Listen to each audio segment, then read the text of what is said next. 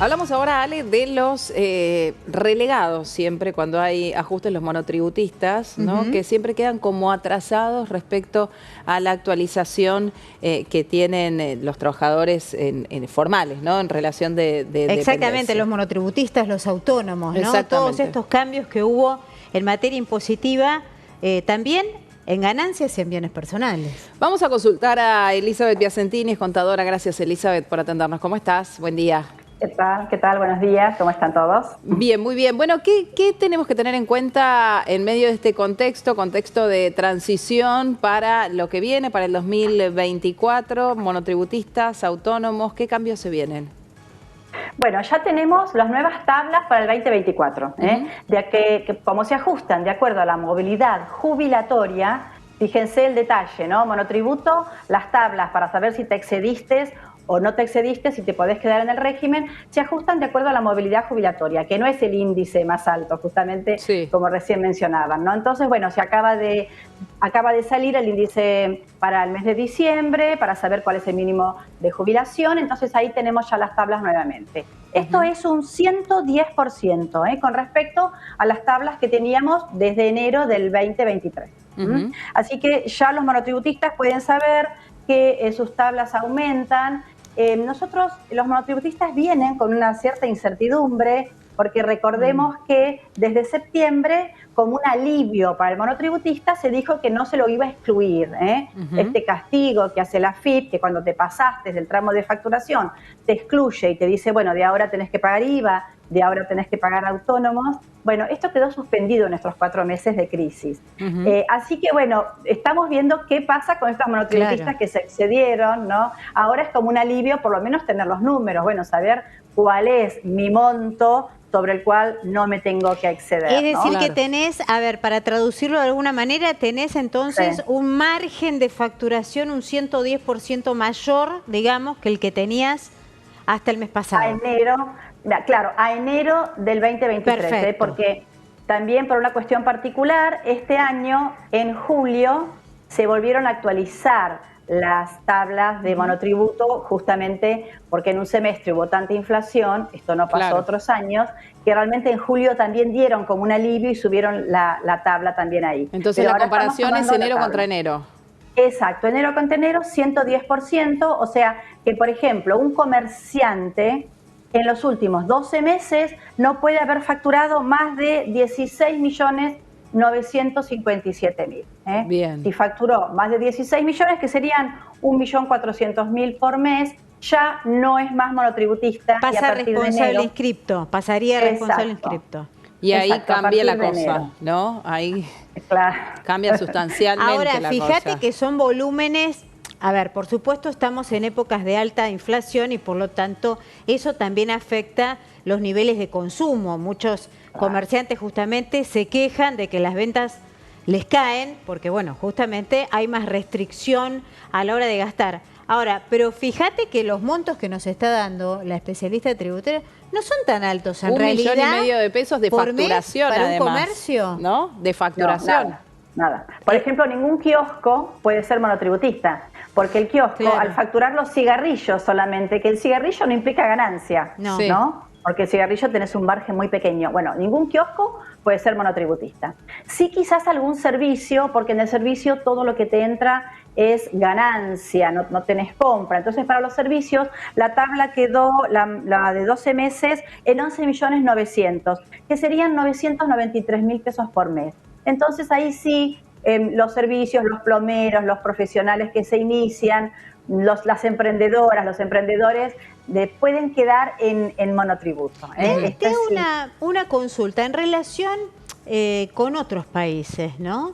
Por supuesto, siempre teniendo en cuenta que la Argentina tiene esta particularidad de ser uno de los países con más alta inflación en este momento en todo el mundo, ¿no? Y de tener una historia inflacionaria con la que lidiar a lo largo de distintos periodos. En otros países del mundo es tan fácil, entre comillas, pasarse de un régimen tributario más amable a otro más sofisticado o de mayor tributación, es decir, ¿te pasás tan fácilmente del monotributo responsable inscripto no hay un o al equivalente? Claro.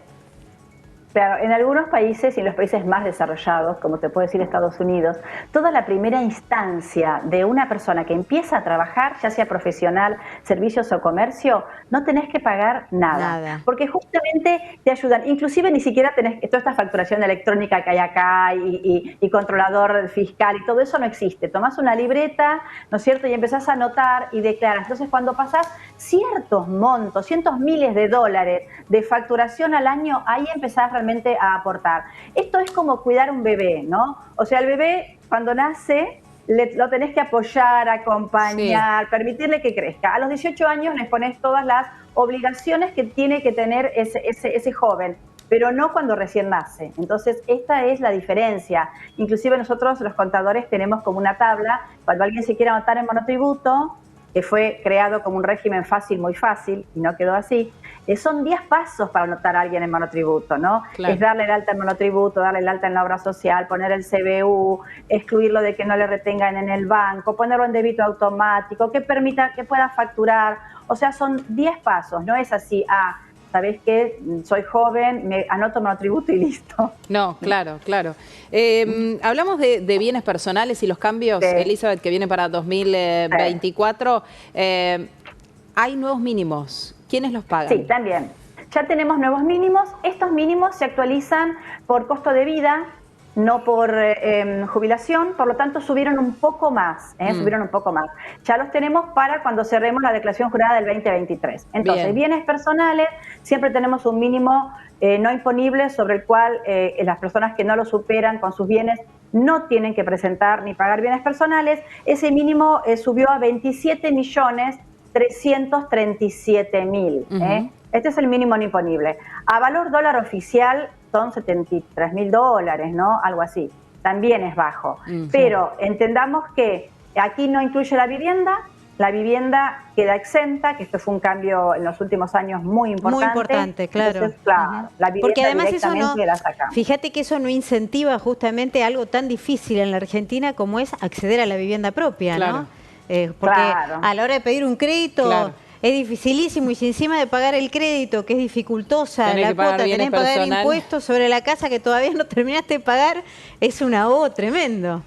Sí, exacto. Realmente en ningún país del mundo se paga impuesto a los bienes personales por la vivienda y un autito, como se estaba pagando antes. Claro. Ahora por lo menos la vivienda la sacás y el mínimo de la vivienda, o sea, tiene que ser una vivienda muy costosa para que se incluya. Hasta 369.000 dólares la vivienda la podés dejar afuera, queda exenta, o sea que computamos todos los otros bienes. Recordemos que hay una serie de bienes financieros, todo lo que es ahorro. Yo siempre menciono esto para que la gente se anime a ahorrar, que sería el objetivo, ¿no es cierto? Bueno, hay un montón de ahorro que no paga bienes personales, como son los fondos comunes de inversión, comprar bonos, las acciones de Argentina, los plazos fijos, aunque sean ajustables, ¿no? Los plazos fijos dólar, todo eso no se incluye en este mínimo que te acabo de mencionar. Digamos que lo que se incluye son los ahorros que están quietos. Exacto, si atesoras dólares porque los sacaste del banco y los querés guardar porque decís, son mis dólares blancos, los saqué del banco porque tengo temor, que esto pasa mucho en Argentina, bueno, es una pena porque sobre eso tenés que pagar. Sobre los autos tenés que pagar si empezás a superar esto. Si tenés algún otros bienes, aparte de la casa, una segunda vivienda o locales, todo eso sí empieza a sumar. De cara justamente a toda esta discusión, Elizabeth, que se está dando post-campaña y post-balotage respecto de la necesidad de realizar una reforma tributaria en la Argentina, fíjate que es un tema recurrente en el pronunciamiento de las distintas cámaras empresarias, representen al sector que representen y tengan la entidad, sean gremial empresaria o cámara empresaria per se, es recurrente en el documento de la AmCham, en el documento de IDEA, en el documento de la Unión Industrial Argentina, en el documento del G6, de AE, absolutamente todos, el Foro de Convergencia, todos insisten en la imperiosa necesidad de modificar los impuestos en la Argentina a nivel nacional, provincial y municipal. ¿Cuál te parece que debiera ser la tarea indispensable en esta dirección para el próximo gobierno? Bueno, de los 148 impuestos que tenemos actualmente, solo 10 son los que recaudan el 91%.